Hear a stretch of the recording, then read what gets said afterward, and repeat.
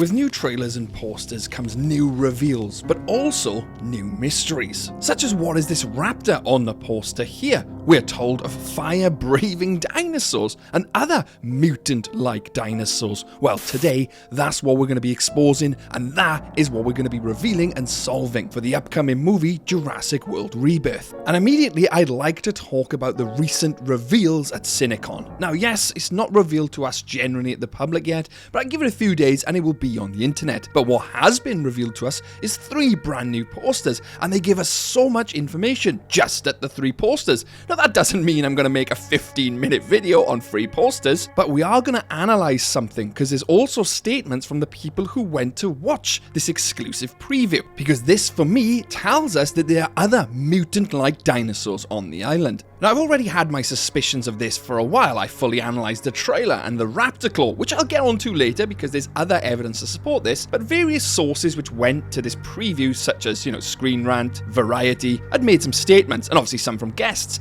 and this one here was extremely interesting. They say this includes one scene in which Scarlet lures a raptor-like dinosaur away from the others, running towards a jeep. Now, this is reminiscent of the poster we've got, right? You can clearly see that there. We've got the Jeep in the background and a raptor-like dinosaur. Now, immediately you can tell that that's some type of raptor claw, but can you see something's completely off? The claws are completely the opposite directions. The leg looks more like a human leg with a calf, and is standing almost upright. This is not like the raptors we know. You then immediately couple it with this statement, which seems to match the scene, raptor-like, indicating another mutant-type dinosaur, which I'll get onto later because we're not done just there. You see, Variety also put their own statements out, and they said, add in some kind of mutated dinosaur that basically looks like a fire-breathing T-Rex. Now, I just want to explain, I don't think there's going to be a fire-breathing T-Rex in the film. I think it's probably going to be something like where we see the Giga breathe fire, or a coloration indicating some type of fire color. The T-Rex we do see in the trailer could be that reddish-orange T-Rex, giving the impression of a fire-breathing T-Rex. But I don't think that's the case, you see, because they actually say mutated dinosaur that looks like a fire-breathing T-Rex. Now, that could be a reference to the D-Rex, right? But at no point have we seen the D-Rex breathe fire. Now, they could easily have got confused because of the lighting, the coloration, the flare could give the indication that the D-Rex is somehow breathing fire. But it'd be pretty difficult to mistake the coloration of a flare to an actual dinosaur breathing fire. Nevertheless, I don't think there's a breathing T-Rex. I think it's going to be some type of pseudonym where we see the D-Rex or this mutant dinosaur look like it's breathing fire, but it's probably not. And before we move on to the meat and bones now of the theory work, I'll just quickly show you the 3rd poster for peace of mind. There's a picture of the Doctor in front of the nest and the Quetzalcoatlus on the other side. Nothing super interesting here for me, nothing really to work on that we haven't seen in the trailer. And immediately, with that out of the way, I'd really like to focus on the theory work now. Now, immediately, my first thought was that this is giving me Alien Resurrection vibes. Where Ripley goes in and sees clones of her past selves. She's number 8 and she sees the clones 1 to 7, the failed attempts, if you were. I thought this could potentially be the case with the velociraptor here. InGen trying to perfect the velociraptor genome right makes sense, but in actual fact, it doesn't, because they tried that on Isla Sorna. That's what Isla Sorna was about. That's why we see all the velociraptors in the tubes there. This is something else. And not only that, this test tube isn't old. It's not decrepit. It doesn't look like it's been there 30, 40 years. Like the ones we see in Jurassic Park 3, look at how decrepit and rusted they are compared to this one with the 2-headed raptor. The 2-headed raptor one almost looks like it's brand new. The ones in Jurassic Park 3 had been sitting there since the start of Jurassic Park, so let's say 1990. Jurassic Park 3 comes out in 2003. They would have been there, 12, 13 years max? And they've got that level of decay. But they're trying to tell us that these test tubes we see here are also from 1993? So that's nearly 30, 40 years of decay, but yet they look brand new? Something isn't adding up here. And that's because this raptor, this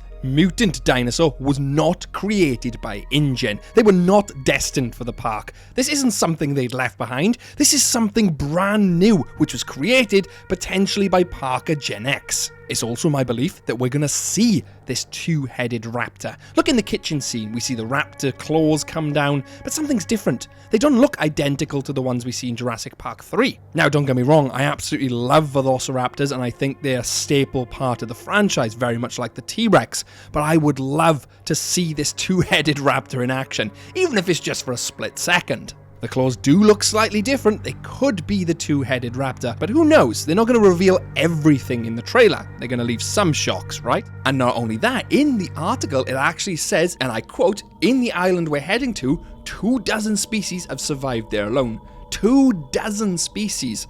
There are numerous dinosaurs now which we haven't seen in the trailer, which is a good thing. But it does beg the question, how did these dinosaurs get there in the first place? I mean, this island was supposed to be the beginning point for Jurassic Park, right? You know, where they were perfecting genomes, etc. I don't believe that to be the case at all. Because if that was the case, why wouldn't they have taken these dinosaurs to Jurassic Park? Why are they on this island seemingly let loose nearly 20 years later? That's because this entire thing was a CoverStory. It wasn't InGen who created these dinosaurs. This wasn't a facility for the original Jurassic Park. This is Parker Gen X. And this is stuff I've covered in a previous video. But in a nutshell, Parker Gen X have gone to this island, commandeered a few dinosaurs, and began experimentation. Hence how they've ended up with the T-Rex, this new mutant dinosaur, raptor, whatever we're going to call it. This then explains all of this. But we're not done just there. But it's just hit me. I've realized the fire-breathing dinosaur.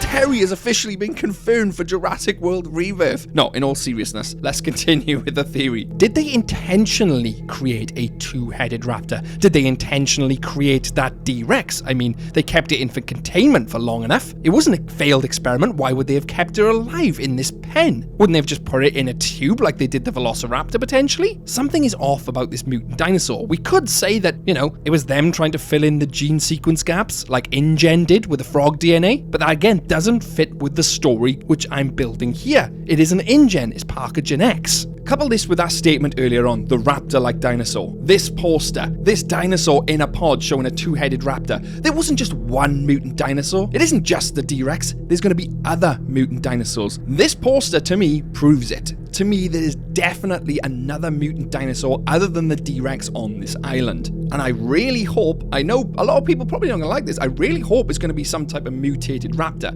Maybe not the two-headed raptor, but that's kind of foreshadowing what we're going to see in the future. But who knows, maybe it is the two-headed raptor. But the point I'm making here is there's another mutant on the island. And not just the fire-breathing dinosaur dragon, or Terry from Dinosaur King. But what do you think? I'd love to know your thoughts in the comment section below, because I read every single comment. Massive thanks to my YouTube members who are on screen now. Thank you so much, guys, for supporting the channel. It really means a lot to me. With an extra special mention to DVM Wannabe 1018, Hammer Time, and Joseph Frost's Ghost. And with that being said, I'll have the next Jurassic Park Darkest Media on the channel within a week or so. So I highly recommend checking that out, and all my other videos on the channel, especially around Rebirth if you want to see more. Thanks for watching, I'm Shadows, and could your day get any worse if you bumped into a two-headed dinosaur? You bet Jurassic can. Catch you later.